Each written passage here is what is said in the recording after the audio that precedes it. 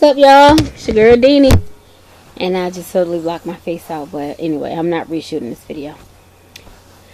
So, I have some super awesome news that I must share with the world. Because I live in the good old US of A. The richest country in all the land. The one country that doesn't really provide affordable health care for their people. You know, there are other countries that, i.e. Canada, that, have free health care and treatment and such. But that's neither here nor there. I live here in America, so I have to deal with the bull that they put you through. Anyhow, and I said all of that to say this. I don't remember if I said this in my previous videos, but your girl was uninsured. I had no type of health insurance whatsoever. And so, yeah, me being in the hospital for 12 days and them doing all that they had to do, somebody was going to have to pay for that. And they were looking for me to come up out of my pocket with the coins for that stay. And also my chemo treatments. They were looking to me to pay for those. I work at QVC. I make about $10.26 an hour. Yeah. And mind you, I'm on call, so I'm not full-time and I'm not part-time. I'm like part of the time. So yeah, my little checks won't go, I ain't had. But thank God, I just put it up to him and I told God, it's in your hands, so I'm not going to worry. I can't worry, I don't have time to, be stressed and bogged down with, me not being able to afford my treatments. So I'm going to keep going until they, turn me away. But by the grace of God, I got the phone call today while my mother and I were in Harris Teeter checking out the grand opening up the street. Lady called, asked a few questions just to confirm that I had no type of income whatsoever, because I was a little worried about, because sometimes they can be a little when people have jobs and you make a certain amount of money, like to you that's not enough, but they feel that you make too much. So I was kind of worried about that. But I guess the fact that I hadn't worked in 2014, that was kind of my saving grace, which whatever you need me not to do, I'm not going to do it, so y'all can, help me out. But yeah, she asked the questions or whatever, just to confirm. And after I answered all of her questions, she tried to rush me off the phone. And I was like, well, hold on a minute. So does this mean I'm going to be approved for Medicaid?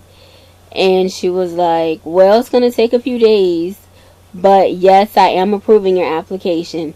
I was like, thank you so much. You just don't know. Thank you. And she was like, well, you're welcome. Bye-bye. I'm like, well, dang, honey, ain't you going to bask in my excitement? We're not going to bask in this together. Have a party, do a little shout, cut a little two-step. We're not going to do that over the phone. That's fine. I do it by myself out here in front of the store. But yes, child. The girl has insurance. Can't tell me nothing. I'm living off the state. Let me stop. But no, I'm like super duper excited because my mom and my sister were extremely stressed. Like when I told my sister, she was like, ugh. But when I told my mom, because we were together, and I went back in the store and told her, I thought she was going to cut a little two-step herself in Harris Teeter. Because she was like, oh, thank you. Because you just don't know. I'm like, what you mean? I don't know. I'm the one going through it. You know what I mean? And they looking to me to pay for this. Not y'all. Not you. Even though y'all have helped me get the medication that I need. Help me pay for my meds and stuff. But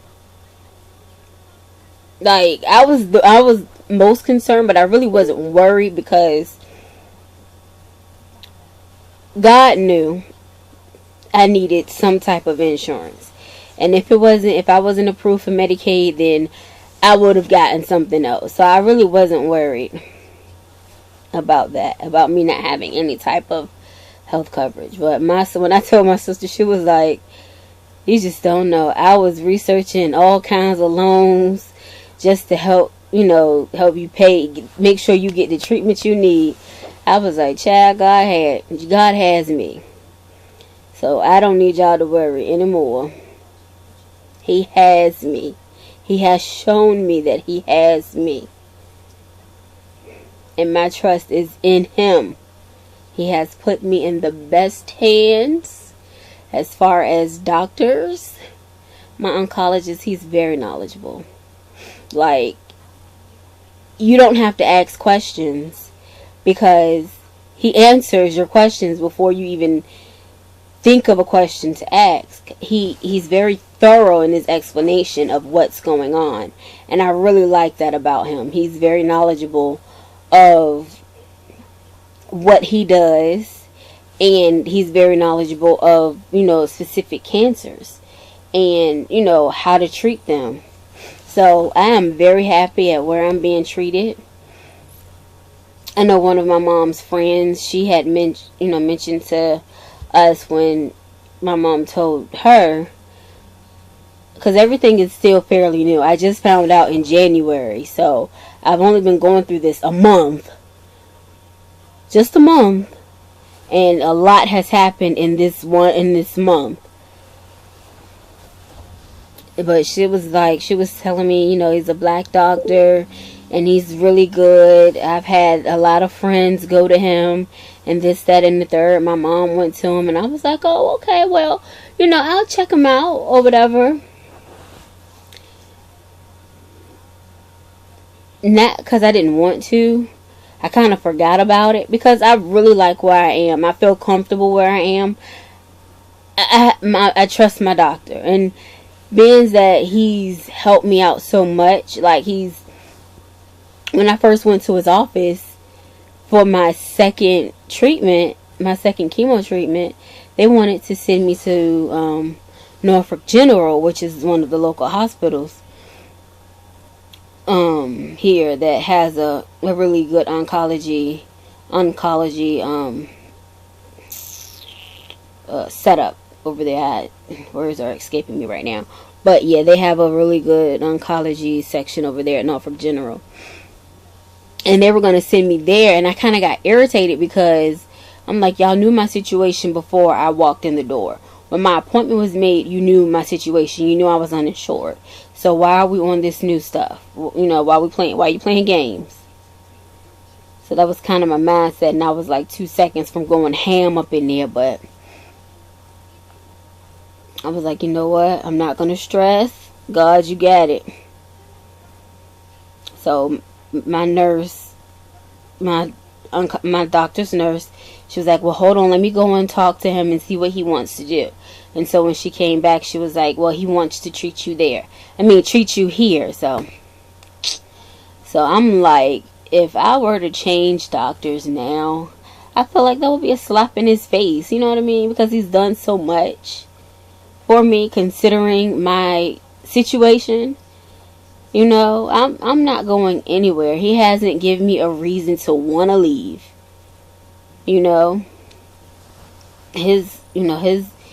His bedside manner, he's kind of he's not,